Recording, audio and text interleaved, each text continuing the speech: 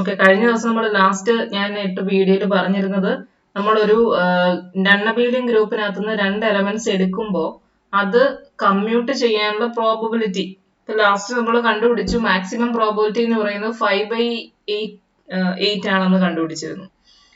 അപ്പം ആ സെക്ഷൻ കഴിഞ്ഞു. ഇനി നമ്മൾ അടുത്ത ഒരു മോസ്റ്റ് ഇമ്പോർട്ടന്റ് സെക്ഷനിലേക്കാണ് പോകുന്നത്, സൈലോ തിയറംസ്. ഇതാണ് നമ്മളുടെ ഇന്നത്തെ സെക്ഷൻ. നോക്കാം. The converse of Lagrange's theorem is false. Lagrange's theorem പറഞ്ഞത് എന്തായിരുന്നു? ഒരു ഗ്രൂപ്പ് ഉണ്ടെങ്കിൽ സബ് ഗ്രൂപ്പിന്റെ ഓർഡറിനെ ഡിവൈഡ് ചെയ്യും എന്നാണ് നമ്മുടെ ലഗ്രാഞ്ചസ് തിയറത്തിൽ നമ്മൾ പഠിച്ചത്. അപ്പൊ തിരിച്ച് അതിന്റെ കോൺവേഴ്സ് എന്ന് പറഞ്ഞാൽ എന്തായിരിക്കും? ഒരു നമ്പർ കൊണ്ട് നമുക്ക് ജിയുടെ ഓർഡറിനെ ഡിവൈഡ് ചെയ്യാൻ കഴിയുമെങ്കിൽ ആ ഓർഡറിലുള്ള ഒരു സബ് ഗ്രൂപ്പ് ഉണ്ടാവുക എന്നുള്ളതാണ് അതിന്റെ കോൺവേഴ്സ്. പക്ഷെ ആ കോൺവേഴ്സ് എന്ന് പറയുന്നത് ഈ പറഞ്ഞ രീതിയിൽ എപ്പോഴും ട്രൂ ആവില്ല. പക്ഷെ ചില ഒരു ചെറിയ ഒരു മാറ്റങ്ങൾ വരുത്തിയാൽ നമുക്ക് അതിന്റെ കോൺവേഴ്സ് പൂർണ്ണമായിട്ടും കിട്ടത്തില്ലെങ്കിലും ചെറിയ രീതിയിലൊക്കെ നമുക്ക് കിട്ടും. അതിനെക്കുറിച്ചാണ് നമ്മൾ പഠിക്കാൻ പോകുന്നത്. That is, if G is a group of order m and n divides m, G need not have a subgroup of order n. Our next theorem is a partial converse of Lagrange's theorem. Okay, അപ്പം മൊത്തത്തിലുള്ള converse കിട്ടത്തില്ലെന്ന് പറഞ്ഞു, partial കോൺവേഴ്സസേ ഉള്ളൂ. അപ്പൊ അത് നമ്മുടെ അടുത്ത theorem അതിന്റെ ഏകദേശം ഒരു എക്സാമ്പിൾ ആണ്. Seilo's theorem and Lagrange's theorem are the two most important results in finite group theory. രണ്ടും വളരെ ഇമ്പോർട്ടന്റ് തിയറംസ് ആണ്. The first gives a sufficient condition for the existence of groups and the second gives a necessary condition. Seilo theorems theorem 24.3 ലേക്ക് പോവാം. Existence of subgroups of prime power order. ഇതാണ് ഈ തിയറത്തിൽ പറയുന്നത്. Let G be a finite group and let P be a prime. If P raised to K divides order of G, then G has at least one subgroup of order P raised to K. G എന്ന് പറയുന്ന ഒരു finite group ആണ്. P എന്ന് പറഞ്ഞാൽ ഒരു prime ആണ്. If P raised to K divides order of G, അങ്ങനെയാണെങ്കിൽ ജിക്ക് at least one sub group of order P raised to K ഉണ്ടായിരിക്കും. അപ്പം ഏതെങ്കിലും ഒരു n കൊണ്ട് ഡിവൈഡ് ചെയ്യുമ്പോൾ എന്നല്ല പറഞ്ഞിരിക്കുന്നത്, ഒരു പ്രൈം പവർ കൊണ്ട് നമ്മൾ ഓർഡർ ഓഫ് ജിനെ ഡിവൈഡ് ചെയ്യാൻ സാധിക്കുവാണെങ്കിൽ ആ പ്രൈം പവർ ഓർഡർ ഉള്ള ഒരു സബ് ഗ്രൂപ്പ് നമുക്ക് ഉണ്ടാവും എന്നാണ് തിയറം 24.3 നമുക്ക് കിട്ടുന്നത്. ഓക്കെ, സ്റ്റേറ്റ്മെന്റ് ഇതാണ്. ഫൈനൈറ്റ് ഗ്രൂപ്പ് ആണെന്നുള്ള കാര്യം ശ്രദ്ധിക്കുക. പ്രൂഫിലേക്ക് പോവാം നമുക്ക്. We proceed by induction on order of G. അപ്പം ഇത് നമ്മൾ പ്രൂവ് ചെയ്യുന്നത് ഇൻഡക്ഷൻ വെച്ചിട്ടാണ്. If order of G equal to 1, theorem is trivially true. അപ്പം order of G equal to 1 ആണെങ്കിൽ നമുക്ക് പിന്നെ പ്രത്യേകിച്ച് P raised to K എന്ന് പറയുന്നത് എന്താണ്, ഒന്നും വരാനില്ല. അപ്പം അതിനെ പ്രത്യേകിച്ച് പ്രൂവ് ചെയ്യാനില്ല. അപ്പൊ അതുകൊണ്ട് നമ്മൾ അത് ട്രിവിയൽ കേസ് ആയിട്ട് അതിനെ എടുക്കുന്നു. Now assume that the statement is true for all groups of order less than order of G. അപ്പൊ നമ്മൾ അസ്യൂം ചെയ്യാണ് ഓർഡർ ഓഫ് ജിനേക്കാളും ഓർഡർ കുറവുള്ള എല്ലാ ഗ്രൂപ്പുകൾക്കും ഈ സ്റ്റേറ്റ്മെന്റ് ട്രൂ ആണെന്ന് നമ്മൾ അസ്യൂം ചെയ്യുന്നു. If G has a proper subgroup H such that P raised to K divides order of H, then by our inductive assumption H has a subgroup of order P raised to K and we are done. അപ്പം ജിക്ക് ഒരു proper sub group H ഉണ്ടെന്ന് വിചാരിക്കുക. അപ്പൊ ഈ proper sub group എന്ന് പറഞ്ഞാൽ G അല്ല എച്ച്, അതിനേക്കാളും കാർഡിനാലിറ്റി കുറവുള്ള ആളാണ് എച്ച്. എന്നിട്ട് ഈ P raised to K ആരെ ഡിവൈഡ് ചെയ്യുന്നു? ഓർഡർ ഓഫ് എച്ചിനെ ഡിവൈഡ് ചെയ്യുന്നു എന്നും വിചാരിക്കുക. Then by our inductive assumption, അപ്പൊ നമ്മൾ പറഞ്ഞിരിക്കുന്ന ജിനേക്കാളും ഓർഡർ കുറവുള്ള എല്ലാ ഗ്രൂപ്പിനും ഈ പറഞ്ഞ റിസൾട്ട് ട്രൂ ആണെന്നാണ് നമ്മൾ അസ്യൂം ചെയ്തിരിക്കുന്നത്. അപ്പോൾ എച്ചിന്റെ ഓർഡർ ജിനേക്കാളും കുറവായതുകൊണ്ടും P raised to K എച്ചിനെ ഡിവൈഡ് ചെയ്യുകയും ചെയ്യുന്നത് കൊണ്ടും ഇൻഡക്ഷൻ വെച്ചിട്ട് നമുക്ക് എന്ത് പറയാം, H has a sub group of order P raised to K എന്ന് നമുക്ക് കിട്ടും. അപ്പോ ഈ സബ് ഗ്രൂപ്പ് ആരുടെയും സബ് ഗ്രൂപ്പ് ആവും? ജിയുടെയും സബ് ഗ്രൂപ്പ് ആണ്. കാരണം എച്ച് ജിയുടെ സബ് ഗ്രൂപ്പ് ആണല്ലോ. അപ്പൊ ഇപ്പൊ കിട്ടിയിരിക്കുന്ന എച്ചിന്റെ സബ് ഗ്രൂപ്പ് എന്ന് പറഞ്ഞാൽ ജിയുടെയും കൂടെ സബ് ഗ്രൂപ്പ് ആവും. അപ്പൊ ആ പ്രൂഫ് അവിടെ കഴിയും. അപ്പം ജിയുടെ ഏതെങ്കിലും ഒരു സബ് ഗ്രൂപ്പിനെ ഒരു ഈ പറഞ്ഞ p raised to k കൊണ്ട് ഡിവൈഡ് ചെയ്യുന്നു എന്ന് കിട്ടിയാൽ പ്രൂഫ് അവിടെ കഴിയും. Thus we may henceforth assume that p raised to k does not divide the order of any proper subgroup of G. അപ്പോൾ അങ്ങനെ വരുമ്പോൾ അതിന് പ്രൂവ് ചെയ്യാൻ കാര്യമായിട്ടൊന്നും ഇല്ലാത്തത് കൊണ്ട് നമ്മൾ അസ്യൂം ചെയ്യുന്നു p raised to k കൊണ്ട് ജിയുടെ ഒരു പ്രോപ്പർ സബ് ഗ്രൂപ്പിനെയും ഡിവൈഡ് ചെയ്യാൻ കഴിയില്ല എന്ന് നമ്മൾ അസ്യൂം ചെയ്യുന്നു. അപ്പൊ ഇവിടുത്തെ അസംഷൻ എന്താണെന്ന് വ്യക്തമായിട്ട് മനസ്സിലാക്കുക. p raised to k കൊണ്ട് ജിയുടെ ഒരു പ്രോപ്പർ സബ് ഗ്രൂപ്പിനെയും ഡിവൈഡ് ചെയ്യാൻ കഴിയില്ല. Next, consider the class equation for G in the form. അപ്പോൾ class equation കുറിച്ച് നമ്മൾ പഠിച്ചായിരുന്നു. Class equation of G in the form order of G is equal to order of Z of G plus summation order of index of C of A in G. അപ്പം രണ്ടാമത് എഴുതിയിരിക്കുന്ന അതെന്ന് പറഞ്ഞു കഴിഞ്ഞാൽ central വരുന്ന ആൾക്കാരെല്ലാം ഓരോരോ കോഞ്ചുഗസി ക്ലാസ് ആണ്. അവർക്കെല്ലാം 1 element കോഞ്ചുഗസി ക്ലാസ് ആണ്. ഇവരെല്ലാവരും കൂടെ ചേർത്താണ് നമ്മൾ order of centre of Z of G എന്ന് കൊടുത്തിരിക്കുന്നത്. അതേ പ്ലസ് ബാക്കി Z of G വരാത്തവരുടേതാണ് രണ്ടാമത്തേതൊക്കെ നമ്മൾ ഡിസ്കസ് ചെയ്ത കാര്യങ്ങളാണ്. ക്ലാസ് ഇക്വേഷൻ അവിടെ എഴുതിയിരിക്കുന്നു. where the sum over a representative of each conjugacy class CL of A where A does not belongs to Z of G. അപ്പോൾ CL of A യും index of C of A യും G യും same ആണെന്ന് അറിയായിരിക്കും, പഠിച്ചതാണ് നമ്മൾ. Since p raised to k divides, ഇനി ഇപ്പൊ നമ്മൾ അസ്യൂം ചെയ്തിരിക്കുന്നത് എന്താ, p raised to k കൊണ്ട് ഓർഡർ ഓഫ് G നെ ഡിവൈഡ് ചെയ്യാൻ കഴിയുമെന്ന് നമ്മൾ അസ്യൂം ചെയ്തിട്ടുണ്ട്. ഇനി ഈ ഓർഡർ ഓഫ് G നെ എനിക്ക് ഇങ്ങനെ എഴുതാം, order of index of C of A in G into order of C of A എന്ന് എഴുതാൻ സാധിക്കും. ഈ order of index of C of A in G നെ നമുക്ക് എങ്ങനെ എഴുതാം, order of G by order of C of A ആണ്. അത് ആ C of A യുടെ ഓർഡറുമായിട്ട് ക്യാൻസൽ ചെയ്ത് പോകുമ്പോൾ നമുക്ക് ഓർഡർ ഓഫ് G കിട്ടും. അപ്പൊ ഇങ്ങനെ എഴുതിയിരിക്കുന്നത് എങ്ങനെയാണെന്ന് മനസ്സിലായില്ലേ? And p raised to k does not divide order of C of A. അപ്പോൾ p raised to k കൊണ്ട് ഓർഡർ ഓഫ് G നെ ഡിവൈഡ് ചെയ്യാൻ കഴിയുന്നത് അത് നമ്മൾ ആദ്യമേ അസ്യൂം ചെയ്ത കാര്യമാണ്. അപ്പോൾ ഓർഡർ ഓഫ് G നെ ഇത് എങ്ങനെ എഴുതാം, റൈറ്റ് സൈഡിൽ എഴുതിയിരിക്കുന്ന രീതിയിൽ എഴുതാൻ കഴിയും, റെപ്രസെന്റ് ചെയ്യാൻ സാധിക്കും. ഇനി C of A centraliser of A എന്ന് പറഞ്ഞു കഴിഞ്ഞാൽ ഒരു സബ് ഗ്രൂപ്പ് ഓഫ് G ആണ്. സെന്ററും സെൻട്രലൈസറും എല്ലാം ജിയുടെ സബ് ഗ്രൂപ്പുകളാണ്. അപ്പോ ഒരു സബ് ഗ്രൂപ്പിനെയും p raised to k കൊണ്ട് ഡിവൈഡ് ചെയ്യാൻ കഴിയില്ല എന്ന് നമ്മൾ അസ്യൂം ചെയ്തിട്ടുണ്ട്. ഒരു പ്രോപ്പർ സബ് ഗ്രൂപ്പിനെയും p raised to k കൊണ്ട് ഡിവൈഡ് ചെയ്യാൻ കഴിയില്ല എന്ന് നമ്മൾ അസ്യൂം ചെയ്തിട്ടുണ്ട്. അതുകൊണ്ട് C of A നെ p raised to k കൊണ്ട് ഡിവൈഡ് ചെയ്യാൻ കഴിയില്ല. C of A യുടെ ഓർഡറിനെ p raised to k കൊണ്ട് ഡിവൈഡ് ചെയ്യാൻ കഴിയില്ല. Since C of A is a subgroup of G and by our assumption, okay, we know that P must divide order of C of A, order of index of C of A in G. അപ്പോൾ ഇതെങ്ങനെയാണ് നമുക്ക് കിട്ടുന്നത്? ഇവിടെ p raised to k കൊണ്ട് ജിയുടെ ഓർഡറിനെ divide ചെയ്യാൻ കഴിയുന്നുണ്ട്. Right സൈഡിൽ എഴുതിയിരിക്കുന്നത് എന്താ, അത് equal to order of index of C of A in G into order of C of A എന്ന് എഴുതിയിരിക്കുന്നത്. ഇതിനകത്ത് ലെഫ്റ്റ് സൈഡിൽ p raised to k കൊണ്ട് ഡിവൈഡ് ചെയ്യാം, ഇൻ പർട്ടിക്കുലർ p കൊണ്ട് ഡിവൈഡ് ചെയ്യാം. ഓക്കെ, റൈറ്റ് സൈഡിൽ അപ്പം p കൊണ്ട് ഡിവൈഡ് ചെയ്യണം എന്ന് കിട്ടണമല്ലോ. പക്ഷെ C of A യുടെ ഓർഡറിനെ p കൊണ്ട് ഡിവൈഡ് ചെയ്യാൻ പറ്റത്തില്ല, p raised to k കൊണ്ട് പറ്റത്തില്ല. അപ്പൊ ഇതിനെയാണ്, അതായത് order of index of C of A in G നെ ഏത് എടുത്താലും നമുക്ക് p കൊണ്ട് ഡിവൈഡ് ചെയ്യാൻ കഴിയണം, എന്നാലല്ലേ ഈ ഇക്വാലിറ്റി ട്രൂ ആവത്തുള്ളൂ. ലെഫ്റ്റ് സൈഡിൽ ഡിവൈഡ് ചെയ്യാൻ കഴിയുമെങ്കിൽ റൈറ്റ് സൈഡിലും ചെയ്യാൻ പറ്റണമല്ലോ. അപ്പോ നമുക്ക് എന്ത് കിട്ടി, index of C of A in G യുടെ ഓർഡറിനെ p കൊണ്ട് ഡിവൈഡ് ചെയ്യാൻ സാധിക്കും for all A does not belongs to Z of G.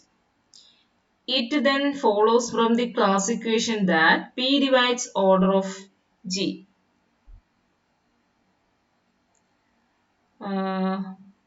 ഒരു ചെറിയ മിസ്റ്റേക്ക് അല്ല, വലിയ മിസ്റ്റേക്ക് ആണ്.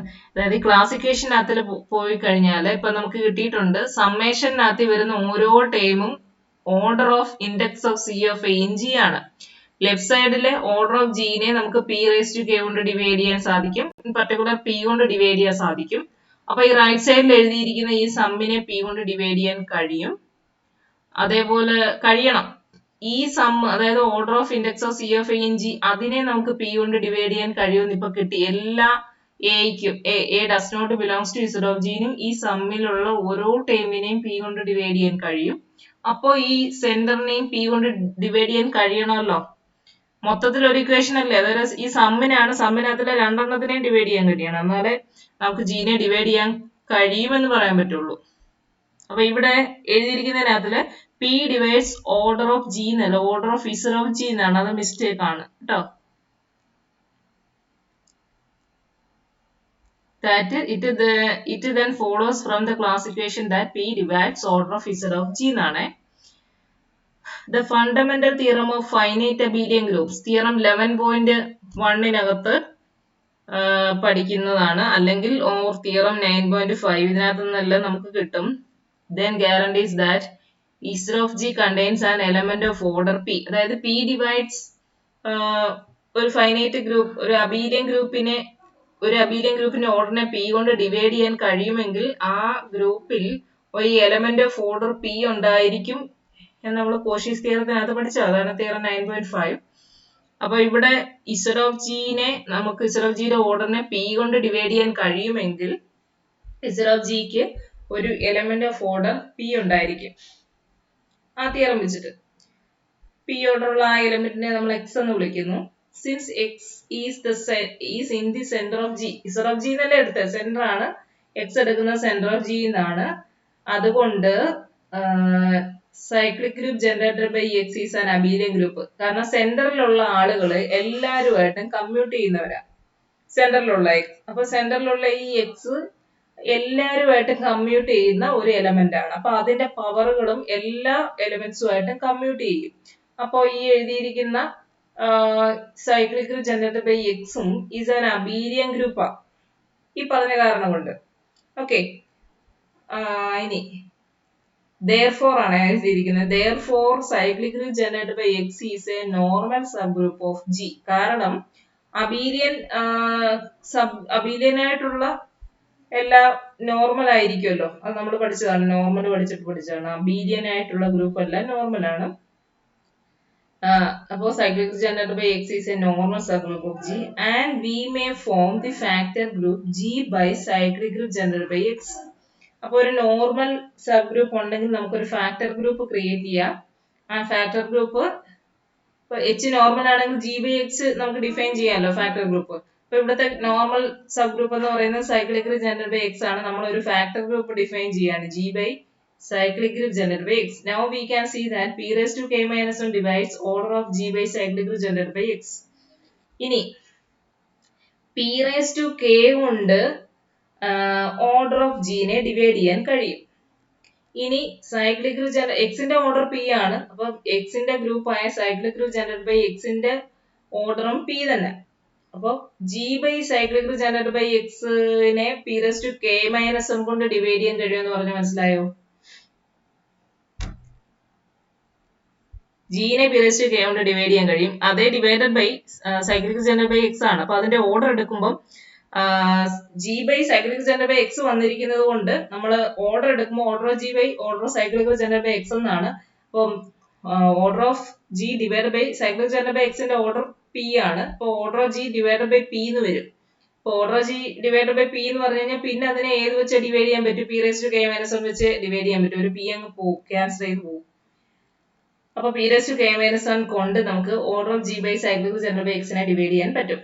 Thus by the induction hypothesis, ഇപ്പൊ ഇൻഡക്ഷൻ ഹൈപ്പോത്തസിസ് വെച്ചിട്ട് G by cyclic group generated by X has a sub group of order P raise to K minus 1. അപ്പൊ P raise to K minus 1 വെച്ചിട്ട് നമുക്ക് G by cyclic group generated by എക്സിനെ divide ചെയ്യാൻ സാധിക്കും. G by cyclic group generated by എക്സിന്റെ order less than ജിയുടെ order ആണ്. കാരണം ഇതെങ്ങനെ വരുന്നത്? Order of G divided by order of x എന്നാ വരുന്നത്.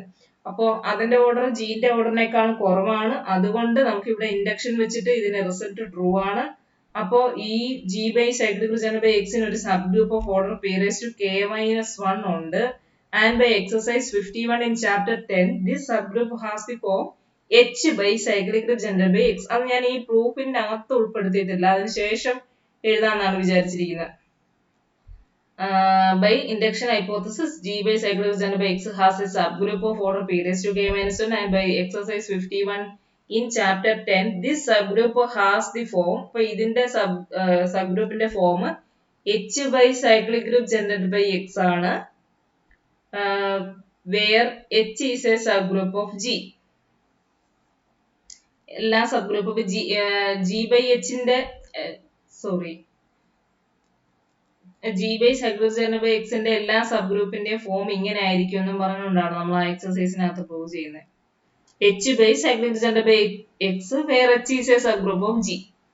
Finally note that order of H by സൈക്ലോജൻ ബൈ എക്സ് ഇതിന്റെ ഓർഡർ നമ്മൾ കണ്ടുപിടിച്ചു കഴിഞ്ഞാൽ നമുക്ക് equal to P raise to K minus 1, അതായത് P raise to K minus 1 order ഉള്ള ഒരു സബ് ഗ്രൂപ്പ് ആണല്ലോ ഈ എച്ച് ബൈ സൈക്ലോജൻ ബൈ എക്സ് എന്ന് പറയുന്നത്. അതിന്റെ order P raise to K minus 1 ആണ്. അതേപോലെ തന്നെ എക്സിന്റെ ഓർഡർ എന്ന് പറയുന്നത് പി യു ആണ്. അപ്പൊ ഓർഡർ ഓഫ് എച്ച് എന്തായിരിക്കണം? പി റെസ് ടു കെ ആയിരിക്കണമല്ലോ. എക്സിന്റെ ഓർഡർ പി ആണ്. ഓർഡർ ഓഫ് എച്ച് ബൈ എക്സിന്റെ order P raise to K minus 1 ആണെങ്കിൽ ഓർഡർ ഓഫ് എച്ച് എന്ന് പറഞ്ഞാൽ പി റെസ് ടു കെ ആണ്. ദസ് വി ഹാവ് പ്രൊഡ്യൂസ്ഡ്, അപ്പോ എച്ച് എന്ന് പറയുന്ന ഒരു സബ് ഗ്രൂപ്പ് നമുക്ക് കിട്ടി. അതിന്റെ order P raise to K U ആണ്. പക്ഷെ അപ്പം അതായത് പി റെസ് ടു കെ വെച്ച് ഡിവൈഡ് ചെയ്യാൻ കഴിയുന്ന ഒരു സബ് ഗ്രൂപ്പ് ഉണ്ടെന്ന് നമുക്ക് കിട്ടിയില്ലേ, which contradicts our assumption that no such sub group exist. അപ്പൊ അങ്ങനെ ഒരു സബ് ഗ്രൂപ്പ് ഇല്ല എന്നുള്ള നമ്മുടെ അസംഷന് എതിരായിട്ടാണ് നമുക്കിപ്പോ കിട്ടിയിരിക്കുന്നത്. Order P raise to K തന്നെ ആവുന്ന ഒരെണ്ണം നമ്മൾ കണ്ടുപിടിച്ചു. Therefore, അപ്പൊ ആദ്യം ആ തിയറത്തിൽ നമ്മൾ തുടക്കത്തിൽ പറഞ്ഞ ആ കാര്യം തന്നെ ആയിരുന്നു ശരിയായിട്ടുള്ള ഒരു കാര്യം. എന്താണ്? ഒരു സബ് ഗ്രൂപ്പ് ഉണ്ടാവും, അതിന്റെ order therefore we must have originally had a subgroup of order p raised to k and we can apply the induction hypothesis to that group. അപ്പോൾ p raised to k ഉള്ള, അതായത് p raised to k കൊണ്ട് divide ചെയ്യാൻ കഴിയുന്ന ഒരു sub group കിട്ടിയപ്പോൾ അത് തന്നെ എടുത്താൽ മതി, നമുക്ക് എന്ത് പറയാം, p raised to k order ഉള്ള ഒരു ഗ്രൂപ്പ് ആയിട്ട് അതിനെ കാണാൻ സാധിക്കും. ഓക്കെ, അപ്പോൾ നമുക്ക് ആ ഇൻഡക്ഷൻ വെച്ചിട്ട് പ്രൂഫ് കംപ്ലീറ്റ് ചെയ്തു.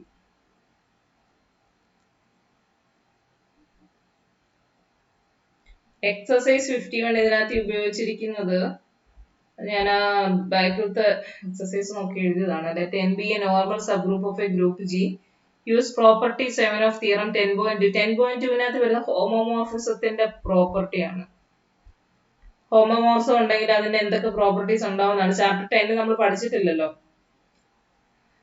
Property 7 of theorem 10.2 to prove that any subgroup G by N has the form H by N where H is a subgroup of G. ഇപ്പൊ n നോർമൽ സബ് ഗ്രൂപ്പ് ആണെങ്കിൽ നമുക്ക് G by N എന്ന് പറയുന്ന factor group form ചെയ്യാൻ സാധിക്കും. അപ്പൊ അതിന്റെ എല്ലാ സബ് ഗ്രൂപ്പുകളുടെയും ഫോം H by N ആയിരിക്കും, where H is a subgroup of G. അപ്പൊ അതിന്റെ പ്രൂഫാണ് താഴെ എഴുതിയിരിക്കുന്നത്. ഗാമ എന്ന് പറയുന്ന ഒരു നാച്ചുറൽ ഹോമോമോർഫിസം G ന്ന് G by N ലേക്ക് നമുക്ക് ഡിഫൈൻ ചെയ്യാൻ സാധിക്കും. അപ്പൊ H ബാർ എന്ന് പറഞ്ഞ ഒരു sub group of G by N എടുക്കുകയാണ് നമ്മൾ. G by N എന്ന് പറയുന്ന ഗ്രൂപ്പിന്റെ സബ് ഗ്രൂപ്പ് ആണ് H ബാർ. അതിന്റെ ഫോം നമുക്ക് H by N ആണെന്ന് കാണിക്കും നമ്മൾ last. And gamma inverse of H bar is equal to H. അതായത് ഗാമ എന്ന് പറയുന്നത് നാച്ചുറൽ ഹോമോമോർഫിസം ആണെങ്കിൽ അണ്ടർ ദിസ് ഹോമോമോർഫിസം അതിന്റെ ഇൻവേഴ്സ് ആണ് H. H എന്ന് പറയുന്നത് ഇപ്പുറത്ത് ജിയുടെ സബ്സെറ്റ് ആണല്ലോ. ഇനി H എന്ന് പറയുന്ന സബ് ഗ്രൂപ്പ് ആണെന്ന് ഈ പറഞ്ഞ ഈ തിയറത്തിനകത്തുണ്ട്. തിയറം 10.2 പറയുന്നുണ്ട് ഇത് സബ് ഗ്രൂപ്പിന്റെ ഇൻവേഴ്സ് എന്ന് പറയുന്ന സബ് ഗ്രൂപ്പ് ആയിരിക്കും എന്നൊക്കെ പറഞ്ഞുകൊണ്ട് ഉണ്ട് പ്രോപ്പർട്ടി. അപ്പൊ ഈ gamma inverse of H bar equal to H എന്ന് പറയുന്നതാണെങ്കിൽ ആ H ഒരു സബ് ഗ്രൂപ്പ് ആയിരിക്കും. അപ്പം H by N എന്ന് പറഞ്ഞാൽ എന്താണ്? ഗാമ എഫ് H ആണ്. ബൈ നാച്ചുറൽ ഹോമോമോർഫിസം നമ്മൾ ഇങ്ങനെയാണ് ഡിഫൈൻ ചെയ്യുന്നത്.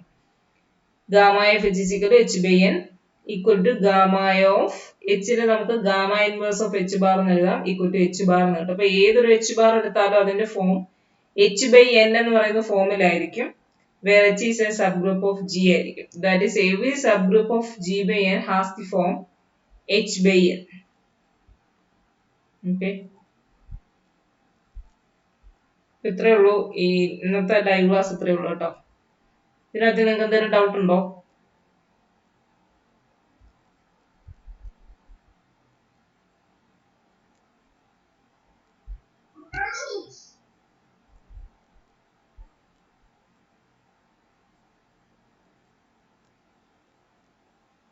ഓക്കെ, നിങ്ങൾക്ക് ഡൗട്ട് ഇല്ലെങ്കിൽ നിങ്ങളുടെ പേര് ചാറ്റ് ബോക്സിൽ ടൈപ്പ് ചെയ്തിട്ടിട്ട് എക്സിറ്റ് ആയിക്കോളൂ. ആരൊക്കെ വന്നിരുന്നു എന്ന് എനിക്കറിയണം.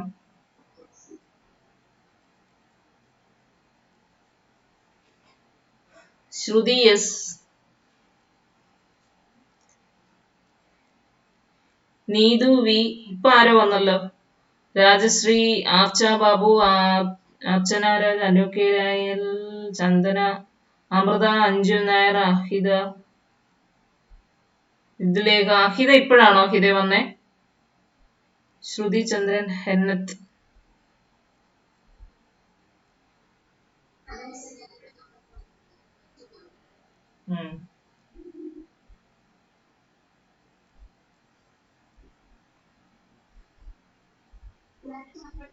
ആ പേര് എഴുതിയവരെല്ലാം ലെഫ്റ്റ് ആയിക്കോ.